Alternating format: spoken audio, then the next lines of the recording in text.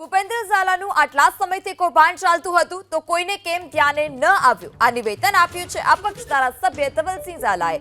ભૂપેન્દ્ર ઝાલાના 6000 રૂપિયાના કૌભાંડના પર્દાફાશ બાદ ગુજરાતમાં હડકંપ મચી ગયો છે। એવામાં ધવલસિંહે સવાલ ઉઠાવતા પૂછ્યું કે આટલી વખતથી કૌભાંડ ચાલતું હતું તો કેમ કોઈના ધ્યાને ન આવ્યું?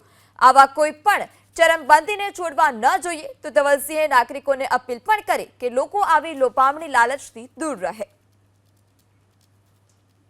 વાત એવી છે કે આવા કોઈ પણ લોકોને બક્ષવા ના જોઈએ। પ્રશ્ન માત્ર એટલો જ છે કે આ કેટલા વખતથી ચાલતું હતું, આ ધ્યાન ઉપર કેમ ના આવ્યું એ પણ આપણે વિચારવું જોઈએ, કારણ કે નાગરિકો જાગૃત નથી। ક્યાંક ને ક્યાંક નાગરિકોએ પણ આ વસ્તુ સાથે ધ્યાન દોરવું જોઈએ।